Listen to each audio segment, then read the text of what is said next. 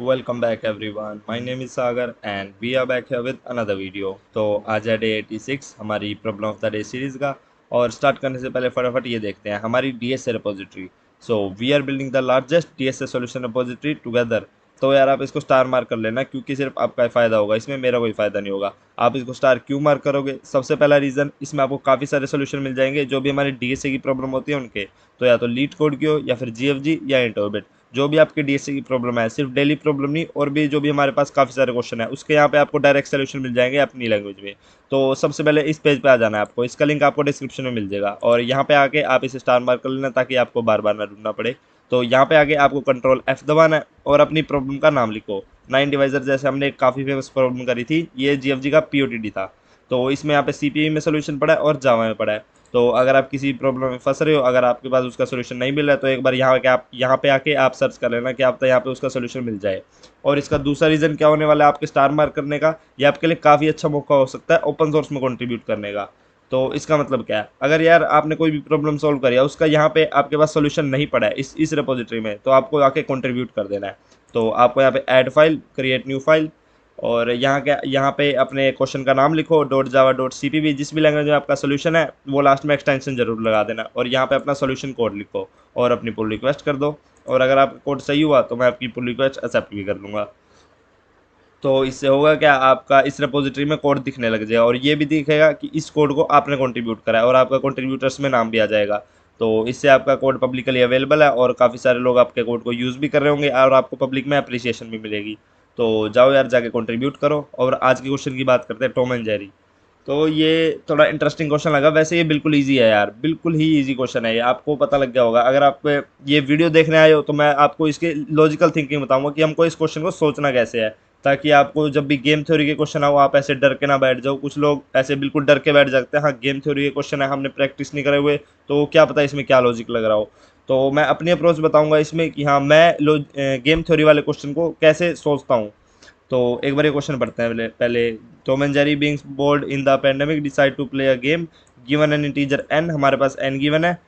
On each players turn that player make a move by subtracting a divisor of current n from from current n। Okay, तो ठीक है, इसमें हमारे पास n given है और हर एक टर्न में हमें करना है क्या, एक हमें उसका डिवाइजर लेना है n का, जो कि n से छोटा होना चाहिए। ठीक है, n खुद का डिवाइजर भी होता है बट हमें n से छोटा डिवाइजर लेना है, वो 1 भी हो सकता है, ये चीज़ भी ध्यान रखना।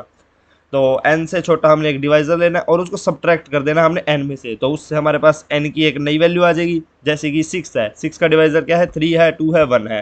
तो सपोज हमने 3 ले लिया, तो 6 माइनस 3, तो या फिर 2 ले लेते हैं, तो 6 माइनस 2 हमारे पास कितना बच गया, 4। तो हमारे n की वैल्यू इसके बाद बन जाएगी 4, क्योंकि हमने 2 लिया था, 2 हमारा 6 का डिवाइजर है और 6 से छोटा भी है।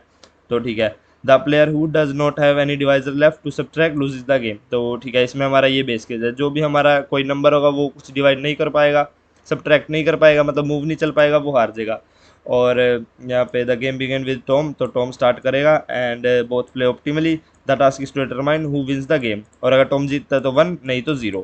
तो इसमें हमें सोचना कैसे है, सबसे पहले एग्जाम्पल देखते हैं। एन की वैल्यू 2 है, आंसर आ रहा है 1, 1 आ रहा है, मतलब टॉम जीतेगा। अब टॉम कैसे जीतेगा वो हम चीज़ यहाँ पे बोर्ड पे देखते हैं एक बार। तो हमारे n की वैल्यू है 2, तो अभी n है हमारे पास 2। तो इसके अंदर अभी पहले ये टॉम की बारी है, इसको ये जेरी की बारी है। ठीक है, तो अभी टॉम ने बारी चली है, तो टॉम क्या करेगा, इसका एक क्या कहते हैं डिवाइजर लेगा। 2 का डिवाइजर कौन है, 2 का डिवाइजर 2 होता है, 1 होता है, बट हमें 2 नहीं लेना है क्योंकि हमें n जो हमारा डिवाइजर है वो नहीं लेना, n से छोटे वाले लेने हैं, तो हम 1 लेंगे। ठीक है, तो हमने 1 ले लिया, 2 का डिवाइजर है 1, तो -1, 1 हमारा डिवाइजर है, 2 - 1 करेंगे हम, क्या बच जाएगा, 1 बच जाएगा हमारे पास। तो हमारे पास इसके बाद 1 बचा, अब 1 बचा और मतलब हमारे पास है अब जेरी की बारी। तो जेरी को हम यहाँ पे लिख देते हैं। अब है हमारे पास जेरी की बारी, तो जेरी जब 1 की बारी आई तो जेरी क्या कर सकता है, तो इसके बाद 1 का डिवाइजर कौन है, 1 का डिवाइजर खुद 1 ही है और 1 से छोटा तो हो नहीं सकता, 0 तो ले नहीं सकते हम।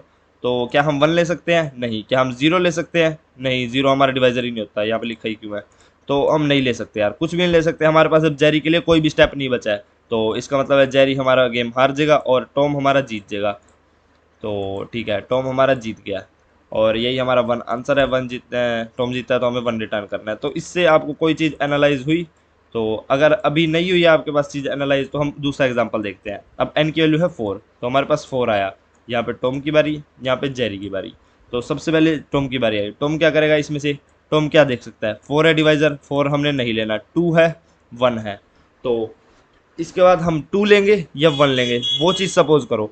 तो यार इसमें हम ऑप्टिमली खेल रहे हैं, और ऑप्टिमली खेल रहे हैं मतलब हम आगे का भी ध्यान रखना पड़ेगा कि हमारे आगे ये वाला स्टेप चलने से हमारे आगे क्या रिजल्ट पड़ने वाला है। तो यार अगर टॉम हमारे पास 2 लेता, तो टॉम ने अगर 2 लिया तो -2 करने के बाद हमारे पास n की वैल्यू 2 आ जाएगी। और हमें अभी पिछले ही एग्जांपल से देखा है, यहाँ पे जब हमारे पास 2 था तो जिसने स्टार्ट करा था वही जीता था, है ना। 1 ने स्टार्ट करा था, टॉम ने स्टार्ट करा था, टॉम ही जीता था। और वो चीज़ कैसे? यहाँ पे देखो, जब 2 की बारी थी तो टॉम ने चला, इसको -1 कर दिया, 1 आ गया। तो टॉम ने इस नंबर को 1 कर दिया, 1 मतलब इसके आगे कुछ भी नहीं चलने वाला। 1 जब आ जाएगा ना तो 1 हमारा यहाँ पे बेस केस हो गया, 1 के आगे हम कभी भी कुछ नहीं चलने वाले। तो जिसकी बारी है, जेरी की बारी आई तो जेरी इसमें हार जाएगा। तो इसका मतलब है यहाँ पे जब टॉम की बारी आई, तो जब टॉम के पास हमारे पास 2 आया तो वो जीत गया। तो इसका मतलब यही है यार, जब हमारे पास 2 है, नंबर जब हमारे पास 2 है तो जिसकी बारी है या तो टॉम की है या फिर जेरी की है, जिसकी मर्जी बारी है, जब हमारे पास 2 आया ना तो जिसकी बारी है वही जीतेगा।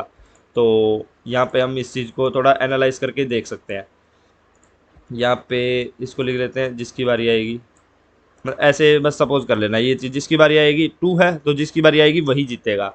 तो यहाँ पे हमने क्या देखा, हमने 4 को, अगर हमने 2 सिलेक्ट करा था, टॉम ने अगर 2 वैल्यू सिलेक्ट करी तो 4 - 2 2 आ गया। और जब 2 आया तो हमारे पास जेरी की बारी आएगी, और हमने अभी चीज़ देखी है, 2 आया तो जिसकी बारी आई वही जीतेगा। तो टॉम ने पहले ये चीज़ देख ली, अगर मैंने -2 करा तो मेरे पास n की वैल्यू 2 बचेगी, और 2 बचेगी और जेरी की बारी आएगी, मतलब जेरी जीत जाएगा इसके बाद। तो हमको इसके आगे दोबारा से और कंप्यूट करने की जरूरत नहीं है, हमने ये चीज़ पहले ही अपने आंसर से देख लिया है। अगर n की वैल्यू 2 है तो जिसकी बारी है वही जीतेगा। तो टॉम ने यार ये चीज़ थोड़ा दिमाग लगाया, और टॉम ने कहा नहीं, मैं 2 से माइनस नहीं कर सकता, क्योंकि अगर 2 से माइनस करा तो आंसर में n की वैल्यू 2 बचेगी और जेरी जीत जाएगा। तो 2 भी हम यूज़ नहीं कर सकते, तो हम 1 यूज़ करेंगे। 4 - 1 हमने क्या कहा, 4 - 1 करके आ जाएगा 3। तो 4 - 1 करके 3 बचा। अब जेरी की बारी आई। अब जेरी क्या करेगा यार, जेरी के पास ऑप्शन क्या क्या है? 3 नहीं यूज़ कर सकते, 2 भी, 2 तो है नहीं डिवाइज़र, 1 है, 1 यूज़ करेगा, -1। तो 3 - 1 हमारे पास 2 बच जाएगा। तो उसके बाद 2 बचेगा तो दोबारा से हमारे पास टॉम की ही बारी आएगी। और यार यहीं से आप ये चीज़ देख के एनालाइज कर सकते हो कि जब हमारे पास 3 आ रहा है, जब हमारे पास क्या कहेंगे इसको, जब हमारे पास ओड नंबर आ रहा है, तो यहाँ से आप थोड़ा पैटर्न बनाना अपना शुरू कर सकते हो। जब हमारे पास 3 आ रहा है तो हमारे पास 1 ही है ऑप्शन, और 1 माइनस करने से हमारे पास 2 बचेगा। तो 2 बचेगा और टॉम की बारी आएगी तो टॉम जीत जाएगा। तो यहाँ से आप ये चीज़ देख के कह सकते हो, जब हमारे पास 3 है तब हमारे पास जिसकी बारी है, यहाँ पे अभी हमारे पास टॉम की बारी थी, तो जब हमारे पास 3 है तो जिसकी बारी है वो हार जाएगा। और हमने अभी अभी देखी थी, जब 2 है तो जिसकी बारी है वो जीत जाएगा। तो यहाँ पे हम चीज़ यहाँ पे साइड में लिख के देख लेते हैं। तो जब हमारे पास 2 है तो जिसकी बारी है वो जीत जाएगा, जब हमारे पास 3 है तो जिसकी बारी है अभी वो हार जाएगा, करंट बारी है जिसकी। और अभी हमने 4 के लिए भी देखा, जब 4 आ रहा था तो टॉम ने क्या करा, टॉम जीत रहा था, है ना। तो जब 4 आ रहा था तो टॉम ने -1 करा और जेरी के लिए 3 बच गया, तो इसका मतलब जेरी हार जाएगा। तो 4 है और जिसकी बारी है तो वो जीत जाएगा। तो यहाँ से अब आपको थोड़ा पैटर्न बनाना स्टार्ट करना पड़ेगा। देखो यहाँ से, जब जिसकी बारी है 2 में वो जीत रहा है, जिसकी बारी आई 3 में वो हार रहा है। मतलब जो हमारे पहली बारी चलेगा ये नंबर आने से वो हमारा जीत या हारेगा वो हमको यहाँ से पता लग रहा है। अब सपोज करो हमारा एग्जांपल आ गया 5, तो 5 के लिए हम क्या कर रहे हैं, 5 के लिए अभी आया टॉम की बारी, तो टॉम क्या करेगा, 5 में से क्या कर सकता है टॉम, -1 कर सकता है, क्योंकि और कुछ तो ऑप्शन नहीं है। तो आंसर आ जाएगा 4, और 4 जाएगा हमारा जेरी के पास। तो अगर हमारा जेरी के पास 4 गया तो मतलब जेरी हमारा जीत रहा है, और जेरी जीत रहा है तो मतलब हम 0 रिटर्न करेंगे और हमारा टॉम हार रहा है। तो बस हमको यही चीज़ एनालाइज करनी थी। अगर 5 आ रहा है तो देखो यहाँ पे 5 आया और पहली बारी हमारी चली टॉम ने, तो 5 आया और पहली बारी चली टॉम ने, तो 5 वाला हार जाएगा, जो बारी चलेगा 5 पे वो हार जाएगा। और इसके बाद यार आप और एग्जांपल भी लेके देख सकते हो। इसके बाद चलो 6 वाला एग्जांपल देखते हैं, उससे आपको सारी चीज़ें कंफर्म हो जाएंगी। यहाँ पे आया 6, तो 6 के डिवाइज़र कौन है, 6, जो कि हम नहीं ले सकते, 3, 2 और 1। तो ठीक है, अब 6 से अगर हमने 3 लिया तो 6 - 3 हमारे पास आ जाएगा 3। तो 6 - 3 3 आ गया, और 3 जाएगा जेरी के पास। तो अगर 3 हमारा जेरी के पास गया तो जेरी हार जाएगा, तो मतलब 6 पे हमारा टॉम जीत रहा है। तो चलो ठीक है, अगर हमने 6 के बाद 3 लिया तो हमारा टॉम जीत रहा है। तो यहाँ पे लिख लेते हैं 6 के बाद अगर हमने 3 लिया तो टॉम हमारा जीत रहा है। बट अगर हम 6 के बाद 3 ना लेते, हम 2 ले लेते, तो 6 माइनस 2, 6 माइनस 2 हमारा आ रहा है 4। तो 4 गया हमारा अभी जेरी के पास, तो 4 अगर जेरी के पास गया तो अगर 4 किसी के पास आ रहा है तो वो जीत रहा है। तो अगर हम 6 के बाद 2 ले रहे हैं तो हम नहीं जीतने वाले, ठीक है, हम टॉम की तरफ से खेल रहे हैं। अगर हमने 6 के बाद 2 लिया तो जेरी के पास 4 जा रहा है, मतलब जेरी जीत रहा है, तो टॉम हार रहा है। तो अगर हमने 6 के बाद 2 लिया तो टॉम हार रहा है, बट अगर 6 के बाद हमने 3 लिया था तो हमारा टॉम जीत रहा था। तो अब चलो 2 भी नहीं लेते हैं, अब हम ले लेते हैं 1। 6 माइनस 1 हमारे पास आया 5, तो 5 जा रहा है हमारा जेरी के पास। तो यहाँ से हमने ये चीज़ भी देखी, अगर 5 हमारा किसी के पास जा रहा है तो वो हमारा हार रहा है, तो यहाँ से जेरी हार जाएगा और टॉम जीत जाएगा। तो यहाँ से हमने एक और चीज़ देख ली, अगर हम 6 के बाद अगर हम 1 ले रहे हैं तो हमारा टॉम जीत रहा है। तो यहाँ से यार आपने क्या चीज़ एनालाइज करी, पहले 6 आ रहा था, फिर उसके बाद हमने -3 करा तो हमारे पास 3 बचेगा और वो जेरी के पास जाएगा। तो यहाँ से इसके बाद हमारे पास 4 आ रहा था, 4 के बाद हमने 2 से 4 के बाद हमने हाँ 2 माइनस करा था, तो 4 के बाद 2 माइनस करा तो इवन नंबर बना 4, और 4 हमारा जेरी के पास जा रहा था। और 6 माइनस 1 करा था तो वो हमारे पास 5 जा रहा था, और 5 हमारे पास जेरी के पास जा रहा था। तो जेरी हार कब कब रहा है, 3 5, जो कि दोनों हमारे पास ओड नंबर्स हैं। यहाँ से यार आपको थोड़ा थोड़ा पैटर्न बनना स्टार्ट हो गया होगा, जब जब हमारे पास ओड नंबर आ रहे हैं तब तक जेरी हमारा हार रहा है और टॉम हमारा जीत रहा है। तो इससे यहाँ पे एक और चीज़ आपने पैटर्न देखा होगा, हम अपने टॉम को जिता कब कब सकते हैं। यहाँ पे हमारे पास ये 1 था, तो यहाँ से हमने देखा हम टॉम को जिता कब कब सकते हैं, 6 है तब हम जिता सकते हैं, हाँ जिता सकते हैं। हमारे पास कौन कौन से केस है, इन दोनों केसेस में हमारा टॉम जीत रहा है। और जब 5 है हमारे पास तब टॉम की पहली बारी है, तो 5 है अगर हमारे पास नंबर, तो टॉम ने पहली बारी चलनी है, तो वो चीज़ गारंटी है कि टॉम हारेगा। तो अगर 5 आ गया तो हमारा टॉम हारेगा, 6 आ गया तो हमारा टॉम जीत सकता है अगर वो ऑप्टिमली खेले तो 6 आ गया तो टॉम जीत सकता है, 5 आ गया तो गारंटी है कि वो हारेगा ही हारेगा, क्योंकि जेरी हमारा ऑप्टिमली खेलेगा और टॉम को हराएगा। उसके बाद 4 आ रहा है, तो 4 में हम ऑप्टिमली खेल के जो टॉम को जिता सकते हैं, और 3 में हारेगा, 2 में जीतेगा। इसके बाद यार आपको पैटर्न बनना स्टार्ट हो गया होगा, 7 के लिए हमारा टॉम हारेगा अगर टॉम की पहली बारी है, वो तो है ही। तो इसके बाद आपने देखा 2 के लिए जीत रहा है, 3 के लिए हार रहा है, 4 के लिए जीत रहा है, 5 के लिए हार रहा है, 6 के लिए जीत रहा है, 7 के लिए हार रहा है। तो यहाँ से आपने पैटर्न बनना स्टार्ट हो गया होगा। यहाँ पे देखो ये सारे इवन नंबर है, इवन इवन इवन, इवन में हमारा टॉम जीत रहा है और ओड में हमारे पास टॉम हार रहा है।